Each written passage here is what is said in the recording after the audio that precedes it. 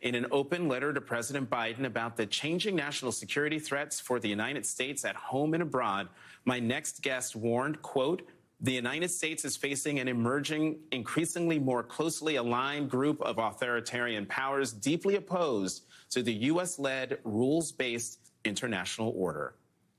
Joining me now is retired four-star Army General Wesley Clark, former NATO Supreme Allied Commander in Europe. General Clark, great to see you. Thank you for coming to the Sunday show. Your letter goes into some detail about how Russia, in league with China, Iran, and North Korea, are working together to destabilize America's position as a global leader. Talk more about that.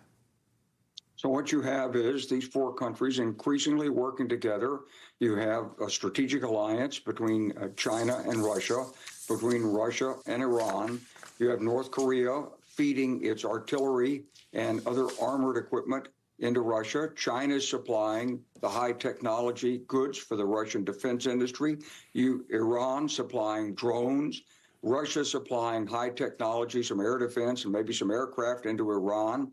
All of this being pulled together ever more closely. Vladimir Putin even had Hamas leaders come to Moscow. So he's really orchestrating this, and he's got a major offensive going against the U.S. political system at the same time. And we're going to talk about that in a minute. But General Clark, has the delay in getting the Ukraine funding bill through Congress aided this authoritarian axis you're warning about? Well, it certainly has. First of all, the Ukrainians have lost a large number of troops. They've lost some critical terrain. And remember, that bill hasn't passed yet, and that assistance is not there. So we would need like a Berlin airlift to fly that stuff directly into Ukraine, heavy equipment, ammunition, and all Patriot missiles, ATACMs, everything that they need needs to be flown in right away. I don't know if we're planning that. And I don't know if it's costed out in that $60 billion. But if that aid takes another couple of months, Vladimir Putin has wide open opportunity to exploit the weakness. Already, we've had groups of Ukrainian soldiers who had to surrender to the Russians because they literally had not a single bullet left to fire. You stress in your letter that the United States needs to confront nuclear weapons since Putin and his associates have repeatedly threatened nuclear weapons to prevent U.S. and Western assistance to Ukraine. How? Well, from the beginning, Vladimir Putin has threatened, horrific consequences. We just had the Iranians threaten Israel with basically the same thing the other day. When you say unimaginable consequences and so forth, that's nuclear weapons. And some of Vladimir Putin's lieutenants have been even more explicit in this. So nobody wants a nuclear war, sure. And nobody wants a confrontation, sure. But you can't just keep backing away from this.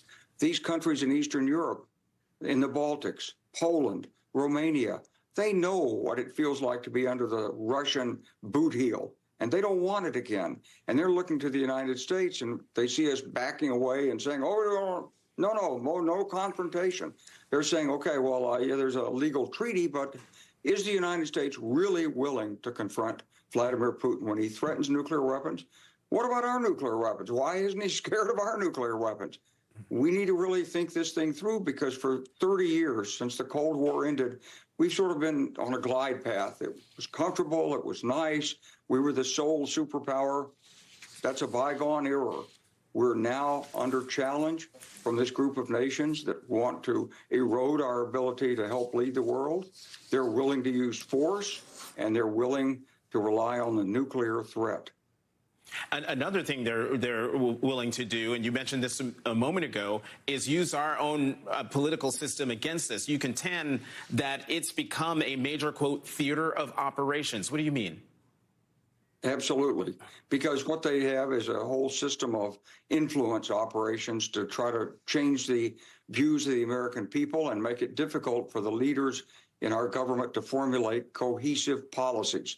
So they do this in a number of ways. They have people who are working with academics. They have people who are on social media networks. They are posing as Americans. They have money coming in through businesses that are co-owned with foreign countries. And there's a lot of ways that they're influencing. But the point is, it's an orchestrated game plan.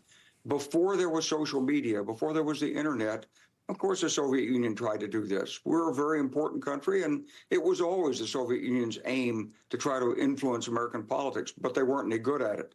But social media and the internet has given them what we call multiple attack vectors. They can now reach out individually to American voters and feed them disinformation, feed them information that's 80% correct, 20% is what the Russians want you to believe. So this is the methodology. You say things that sound reasonable. There's a threat on our border, no doubt about it. But how does that compare to the threat to democracy if Ukraine falls? General Wesley Clark, I want to keep in touch with you because I want to know if you do indeed hear from the president about your memo to the president that dropped on Thursday. General Wesley Clark, thank you very much for coming to the Sunday show.